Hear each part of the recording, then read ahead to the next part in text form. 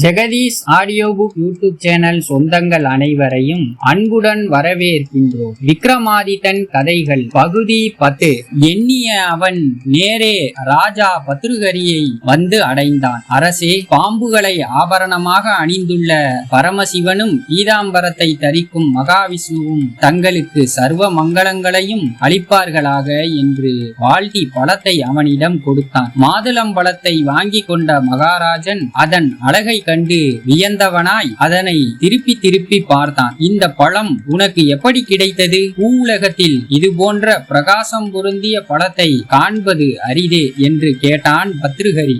மன்னரே, பூமாதேவியின் வரத்தால் இப்பழம் எனக்கு கிடைத்தது. இதை புசித்தால் மரணம் கிளத்தன்மையும் நீங்கி புத்துயிர் பெறலாம். தினமும் யாசகம் வாங்கி வயிற்றை நிரப்பும் எனக்கு இப்பழத்தினால்தான் என்ன பிரயோஜனம்? நீண்ட ஆயுளோடு நெறிதவறாமல் ஆட்சி புரியும் அரசனே நாட்டுக்கு தேவை. ஆகவே தங்களிடம் கொண்டு வந்தேன். தாங்கள் இதை புசித்து அழியாத இளமையும் நீண்ட ஆயுளையும் பெறுவீர்களாக என்றான் அந்தணன். மாதுளம்பழத்தை பெற்றுக்கொண்ட பத்ருகரி மன்னன் அந்தணனுக்கு ஏராளமான பரிசுகளும் இளபுலங்களும் அளித்து கௌரவித்தான். மாதுளம்பழத்தை சாப்பிட தயாரான போது மன்னனுக்கு ஒரு யோசனை தோன்றியது. இந்த பழத்தை சாப்பிடுவதால் நான் அமரத்தன்மை அடைகிறேன். ஆனால் என் பத்தினி அனங்கசேனை இருக்கின்றாளே, நான் வெகு காலம் வாழ்ந்திருக்க என் உயிருக்குயிரான மோகநாயகி இறந்து போய்விடுவதா? அவள் பிரிவை எப்படி தாங்குவேன்? அவளை விட்டு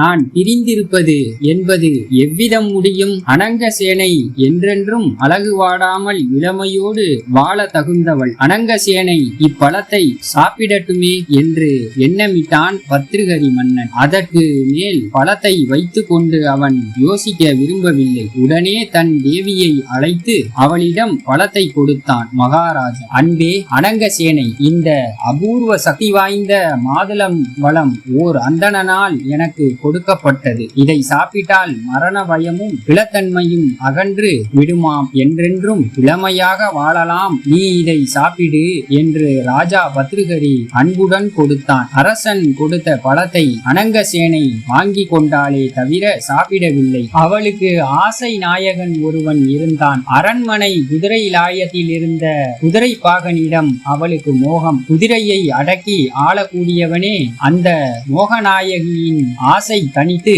மகிழ்விக்க முடியும் என்று நம்பியிருந்தாள். அனங்கசேனை தன் ஆசை நாயகன் கிளத்தன்மை அடையும் போது தான் என்றென்றும் இளமையாய் இருப்பதால் பலனில்லை, அதனால் நிராசையே மிஞ்சும் என்று எண்ணமிட்டாள். ஆகவே குதிரை பாகனை ரகசியமாக சந்தித்து அந்த பழத்தை கொடுத்து சாப்பிடும்படி சொன்னாள். ராணியிடம் பிரியம் கொண்டவனாக நடித்தானே தவிர குதிரை பாகனுக்கு அரண்மனை வேலைக்காரி ஒருத்தியிடமே உள்ளூர ஆசை உண்டு. மோகத்தின் பாதையே விசித்திரமானது. சாட்டையில்லா பம்பரம் போல் ஆளாத்தியாக ஆடக்கூடியது. ஆசை பொம்மலாட்டம். கலா ரசிகையான ராஜபத்தினியின் உயர்தரமான பண்பாடுகளும் மென்மையான அன்பு மொழிகளும் முரடனான குதிரை பாகனின் ஆசைக்கு போதவில்லை. அவனை போல் கீழ்த்தரமான கொச்சை வார்த்தைகள் பேசக்கூடிய வேலைக்காரியிடமே அவனுக்கு அதிகமான மோக கிளர்ச்சி இருந்தது. அந்த